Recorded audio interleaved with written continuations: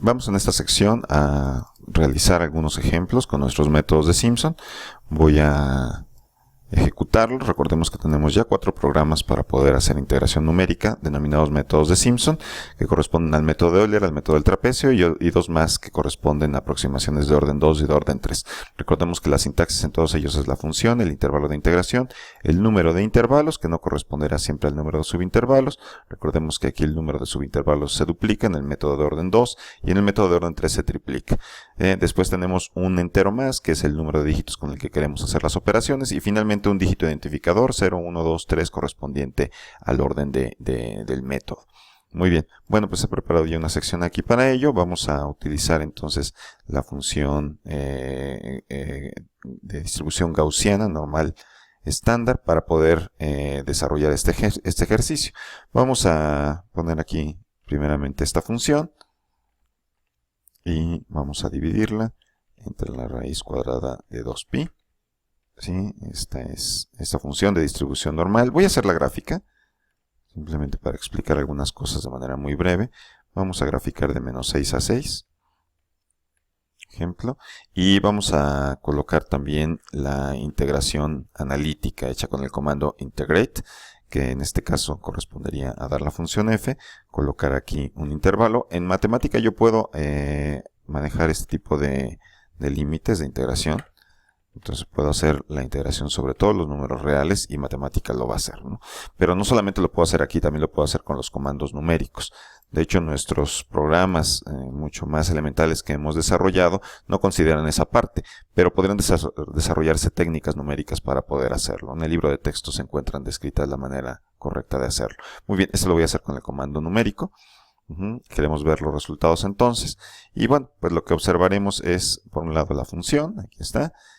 Una de las cosas que podemos ver en la función es que prácticamente el área está concentrada prácticamente entre menos 4 y 4.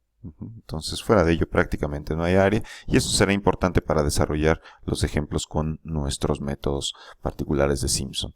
Muy bien, después, bueno, vean cómo el comando, tanto el comando numérico como el comando analítico me regresan el valor correcto de la integral, que es 1, es el área debajo de toda la distribución normal.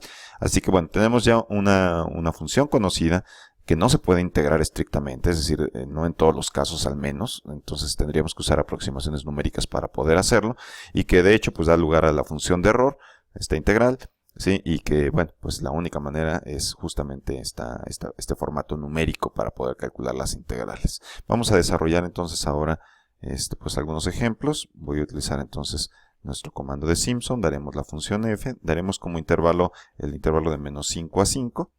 ¿Sí? Después daremos un número de intervalo determinado. Lo voy a manejar acá primeramente. Entonces vamos a suponer que damos un número de intervalo que sea 60. Lo voy a escoger múltiplos de 6 para que podamos después hacerlo de manera comparable, para que ustedes vean entonces cómo se comporta cada uno de los métodos en términos de subintervalos y no de intervalos. Por el momento simplemente voy a colocar aquí el número de intervalo. Después colocamos el número de dígitos, lo voy a hacer a 16 dígitos, y finalmente colocaremos el método que deseamos utilizar, en este caso el método de Euler, que es el de orden 0.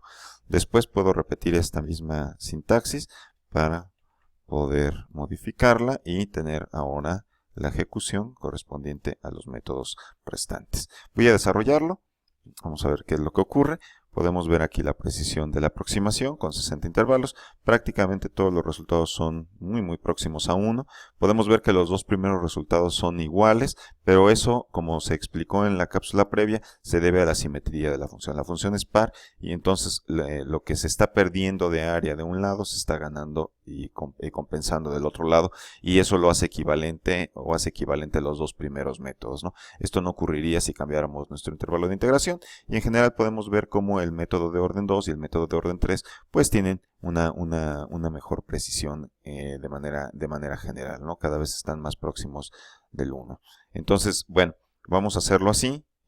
Si yo modificara el ejercicio y solamente quisiera obtener la mitad, pues el resultado esperado sería 0.5. Vamos a hacerlo, y lo que quiero que observen es cómo efectivamente cuando ya lo hago así, pues ya los resultados hay diferencias, ¿no? Ahora sí podemos ver una mayor imprecisión en este primer resultado, una mayor precisión en este, y así consecutivamente para los métodos restantes, ¿no? quizá de una manera muy tímida hacia el último, pero es un poco más próximo al valor 0.5 que conocemos. Muy bien, algo que quiero hacer ahora es que, bueno, esta comparación es un poco injusta porque el último de los métodos está utilizando en realidad un número de intervalos mucho mayor, ¿no? Y la precisión de este método no depende nada más de eso, depende del ajuste superior con el que realizamos justamente nuestras curvas. Entonces, lo que podemos hacer ahora es tratar de establecer un criterio de comparación más homogéneo. Por ejemplo, aquí tengo 60 intervalos, un intervalo de 60. Entonces, ¿qué es lo que ocurriría si lo modifico para garantizar que los tres números o el número de subintervalos sea exactamente el mismo? Entonces, vean, vamos a dividir, por ejemplo, entre 3. Aquí tendríamos 20 intervalos. Aquí estaría dividiendo yo esta cantidad para poderla hacer el equivalente. Este lo voy a dividir, por ejemplo, no, este entre 3, este entre 2, ¿sí? Y entonces vamos a ver qué es lo que ocurriría. ¿Sí? La idea aquí es dejar el mismo número, exactamente el mismo número de intervalos en todos los casos, ¿no? Entonces, bueno, dado que yo he definido ya esta variable justamente entre 60, lo que vamos aquí es dividir entonces entre 3 para que no terminen siendo 180 y aquí esto entre 2 para que no terminen siendo 120, sino en todos los casos serán ahora exactamente 60 subintervalos, ¿no? O sea, vean cómo modifico el número de intervalos para que los subintervalos queden exactamente iguales. Vamos a ver qué es lo que ocurre. Todos ahora están corriendo con el mismo número de intervalos y bueno, pues podemos ver ahí las diferentes aproximaciones. Nuevamente podemos ver que este método se queda bastante lejos, después seguiría este y estos dos pues en ocasiones se pueden alternar, ¿no? Por ejemplo, aquí podemos ver una mejor precisión, dado que conocemos el resultado que es 0.5 hacia lo que correspondería en relación al resultado que es esperado, que es 0.5, ¿no? Entonces este es en este caso el que me está dando al menos el resultado mucho más próximo. Podemos establecer errores, ¿no? En nuestros métodos no implementamos el cálculo directo de los errores, pero si ustedes quisieran, por ejemplo, en algún momento dado, calcular o determinar el número de valores, lo podemos hacer, ¿no? Que es algo que lo haremos a continuación. Y simplemente voy a modificar el ejercicio aumentando el número de intervalos. Lo voy a poner en 120, por ejemplo, y entonces nuevamente, ¿no? Ocurriría exactamente lo mismo, los tres estarían haciendo a 120 subintervalos. Vamos a ver qué es lo que ocurre, y bueno, pues nuevamente vemos aquí algunos de los resultados, y ver cómo esto se aproxima poco a poco al valor correcto de la integral. Si duplicáramos esto, ¿sí? Pues entonces lograríamos básicamente el mismo efecto. Va a llegar un momento en que, claro, tengamos que aumentar el número correspondiente de dígitos con los que hacemos las operaciones. Esto se puede repetir y entonces lograr números mucho más precisos, ¿sí? En este caso, ¿sí? Vean que el avance es muy lento. Aquí noten que ya estos prácticamente no están cambiando, pero la razón por la que no están cambiando ya no tiene que ver con la precisión del método, tiene que ver con la imprecisión en relación a que el 0.5 se obtiene solamente si integramos hasta infinito. Si yo modificara, por ejemplo, aquí la integración y pusiera, ahora que voy a integrar de 0 a 15, que es un intervalo mucho más amplio, ahora sí esperaría yo que los resultados fueran mucho más próximos a 0.5 y eso es lo que podemos ver, ¿no? Por ejemplo, aquí pueden observar ustedes que con 600 subintervalos, pues entonces estaríamos ya alcanzando para la mayoría de los métodos con los dígitos de trabajo, pues el resultado correcto, ¿no? En tanto que todavía el método de Euler se queda un poco más atrás. Bueno, vamos a avanzar un poco y lo que vamos a hacer es, vamos a suponer que yo tomo este método y quisiera entonces calcular ahora su error, ¿no? El error. Entonces, ¿qué es lo que tendríamos que hacer? Bueno, esto lo vamos a hacer de manera muy manual. Vamos a suponer que me pidieran que yo realizara esta integración con 60 subintervalos. 60 intervalos, perdón, en realidad son 120 intervalos. Entonces, este se comportaría como mi valor aproximado, ¿sí? Lo puedo escribir así. Después de ello, pues lo que tendría que hacer para calcular el error correspondiente a este valor, voy a calcular un valor exacto, entre comillas, ¿no? Que corresponderá a utilizar exactamente el mismo método, pero, claro, lo desarrollaríamos con una mayor precisión. Y al desarrollarlo con una mayor precisión, quiere decir que entonces incrementemos este número de intervalos. Voy a duplicarla, por ejemplo. Solamente un caso, pueden ustedes hacer un incremento, pues quizá no tan grande, ¿sí? Moderado, porque lo que quieren es obtener básicamente una aproximación del error. Así que si quisieran reportar, por ejemplo, los errores absolutos, pues ya lo único que tendrían que hacer es hacer estas operaciones de manera prácticamente manual. ¿De acuerdo?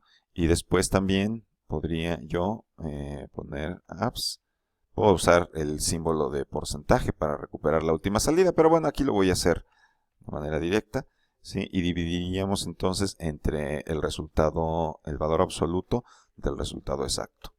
Recordemos que bueno, no es tampoco un resultado exacto, sino simplemente es una aproximación obtenida con los mismos métodos. Vamos a desarrollarlo.